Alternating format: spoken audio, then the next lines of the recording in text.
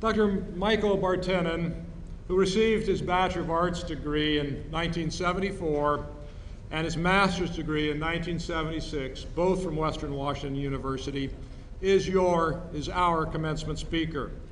Dr. Bartanen joined the faculty at Pacific Lutheran University in 1979.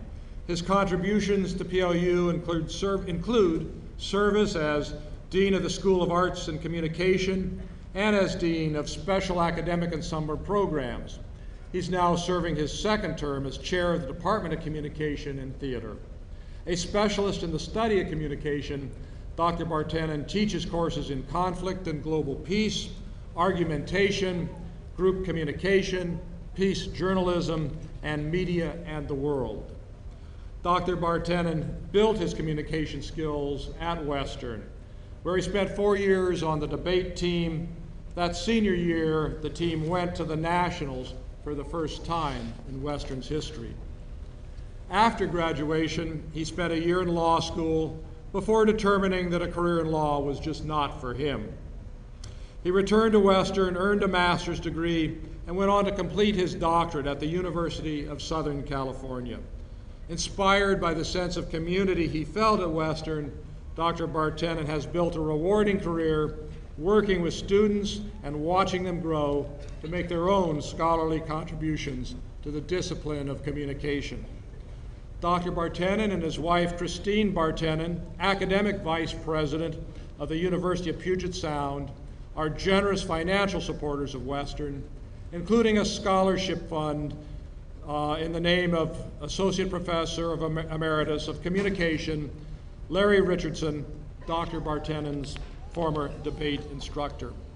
Please join me in welcoming a distinguished graduate and friend of Western Washington University, Dr. Michael Bartanen.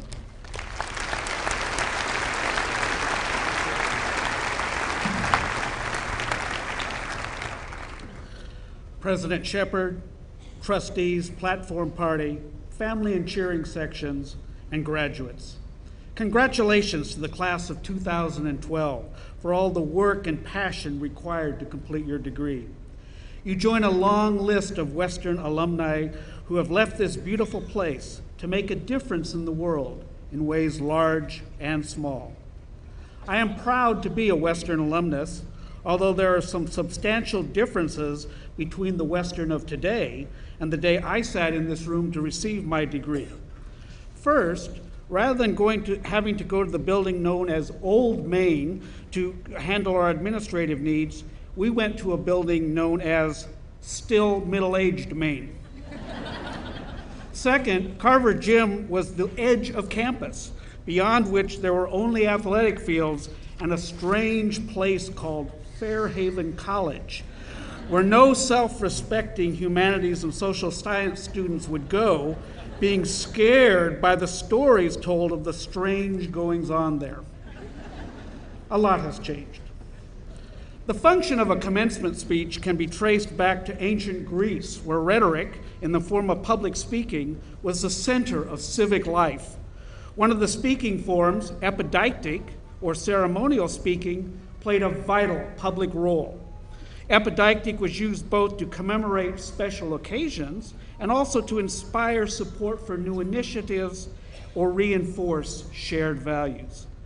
So my job is not just to fill a short space before you get to the real business of the day, but to provide some advice for the next stage of your journey. I teach and study conflict and peace building. While we live in dangerous times with wars and conflicts found throughout our world, there are signs of hope that one day all people might live in relative peace.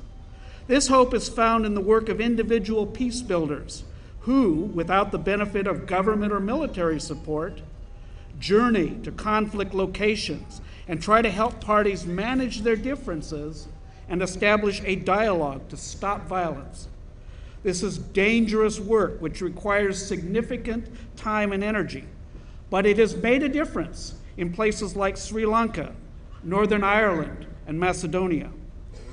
These peace builders are active today in a wide range of regional conflicts, and at the center of their approach to helping manage conflict is a life skill which is valuable for each of us and which can make a genuine difference in our lives in significant ways.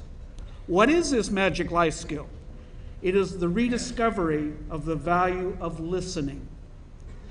Managing a conflict requires that people with differences develop the capacity to understand and empathize with another point of view. This is hard. It is easy to feel comfortable with our own views and to demonize or ignore the perspective of others. There is a huge difference between true listening and our everyday listening habits, in which listening is just part of the multitasking, which is asserted to be a healthy byproduct of our digitally enhanced world. People claim that they can simultaneously listen, text, watch television, tweet, check their email, work out on the treadmill, and eat a sandwich. This is not listening in its truest sense. Listening requires attention to another person.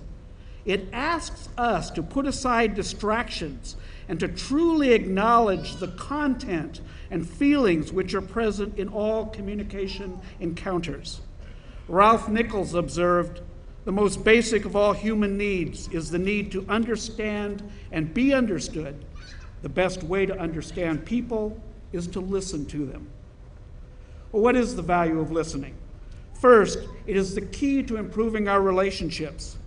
Paul Tillich observes, "The first duty of love is to listen." While not a panacea, there is no strategy for improving the quality of our lives with others that does not first depend upon being a truly empathetic listener. Second, it is the essential skill to our successful navigation of the workplace.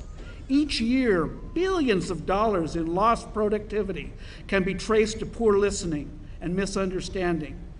Employers consistently seek new colleagues who are good communicators and who are able to work well with other people. The ability to listen is at the heart of teamwork and employee productivity. Third, and finally, being effective listeners instills in us a humility which reminds us that we are not, as singular individuals, at the center of the universe, but only a small part of a larger interdependent organism of humans, living creatures, whose continued viability requires an understanding of the needs and differences, which can only be achieved as we take the time to be quiet and listen carefully to the sounds and feelings and needs of all people and all parts of the living world. Congratulations on your graduation. May you have a long life filled with positive relationships and successes which the skill of good listening can provide. Thank you.